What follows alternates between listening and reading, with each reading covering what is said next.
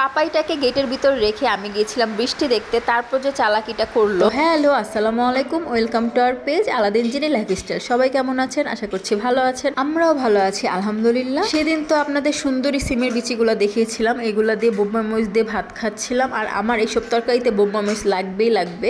আমি প্রায় আগের ভিডিওতে বলেছিলাম যে বোম্বাই মরিচটা আমাদের এদিকে সহজে পাওয়া যায় না, যখন আমি পাই সংরক্ষণ করে রাখি। আর কিভাবে সংরক্ষণ করে রাখি সেটার জন্য পুরো ভিডিওটা দেখতে হবে। তো এইদিকে সকালের নাস্তা বানিয়ে নিচ্ছি। আজকে সকালের নাস্তায় ছিল হচ্ছে ডাল ভুনা ধুন্দুল দিয়ে। কাল ভালো মানুষ বাজার করতে যে সিসিঙ্গা এনেছিল, তো সিসিঙ্গার মধ্যে একটা ধুন্দুলও দিয়ে দিয়েছে। তো একটা ধুন্দুল দিয়ে কি আর করবো, ভাবলাম ডালের মধ্যেই দিয়ে দেই। আজকের ডালটা আমি বাগার দিইনি, একবারে মেখে জুকে বসিয়ে দিয়েছি, বলতে গেলে তেলও কম দিয়েছি।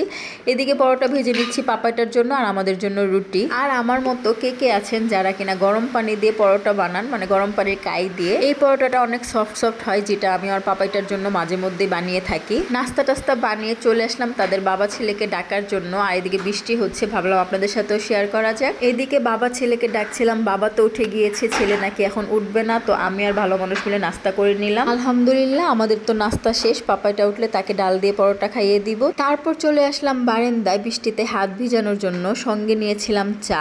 তো চা আর বৃষ্টির কম্বিনেশনটা কিন্তু সেই। আমি যদিও সারাদিনে 1 কাপের বেশি চা খাই না, কিন্তু বৃষ্টি হলেই মনে হয় আরেক কাপ চা খেলে মনে হয় ভালো লাগবে। তো যাই হোক, পাপাইটাকে নাস্তা টাস্তা করিয়ে তার সাথে একটু খেলাধুলা করে আমি চলে আসলাম দুপুরে রান্নার আয়োজন করতে। এদিকে সিমের বিচিগুলা বেছে নিলাম। পাশের আন্টির বাবার বাড়ি থেকে আসা সিমের বিচি আমাকেও কিছু শেয়ার করলো, তো আমি এখান থেকে কিছু উঠিয়ে রেখেছিলাম। কচু শাক দিয়ে খাবো, আর কিছু আজকে টমেটো আলু দিয়ে মাছ দিয়ে রান্না করছি। যে মানুষ কিনা অন্যের কাছ থেকে যখন শুনতো পাঙ্গাস মাছ দিয়ে এই তরকারি, তেলাপিয়া দিয়ে এই তরকারি, তখন নাক ছিটকে বলতো এগুলা দিয়েও পাঙ্গাস মাছ খায়, এগুলা দিয়েও তেলাপিয়া খায়।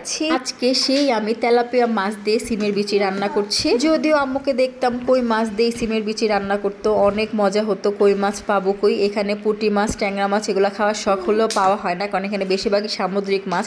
আমার না কেন জানে সামুদ্রিক মাছ এত ভালো লাগে না। কি সব মাছের নাম, নারকেলি মাছ আরো কি কি যেন, আর বরফ দিয়ে রাখে কেটে কেটে বিক্রি করে, মানে তরতাজা তো নাই বলতে গেলে। বলেছিলাম না যখনই বাজারে বোম্বাই মরিচটা পাই আমি এনে ফ্রিজে সংরক্ষণ করে রাখি। আর এই তো দেখতে পাচ্ছেন একদম কাঁচাই ডিপে ঢুকিয়ে রেখেছিলাম, সাথে কিছু আদাও রেখেছিলাম রং চা খাওয়ার জন্য।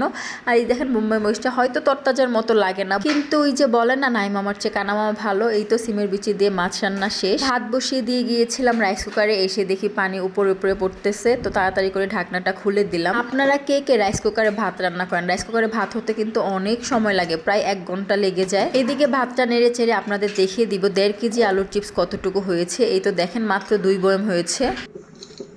ভেবেছিলাম আরো কয়েক কেজি আলুর চিপস বানিয়ে রাখবো, বাচ্চাটার সাথে আমরাও খেতে পারবো। আবার দেখা যায় কেউ আসলে চা নাস্তার সাথে চিপসও ভেজে দেওয়া যাবে, কিন্তু কিভাবে আর রোদ দিব বলেন, যে বৃষ্টি হচ্ছে। আজকে তো 3-4 দিন ধরে সমানে বৃষ্টি। আজকের দুপুরের এই ছিল আয়োজন, তারপরে চলে গেছিলাম নিচে বৃষ্টি দেখার জন্য। আর পাপাটাকে গেটের ওই পাশে রেখেছিলাম বৃষ্টি যাতে না ভিজতে পারে, কিন্তু সে গেট খোলার জন্য আর বৃষ্টিতে ভিজার জন্য কি চালাকি করেছে দেখুন।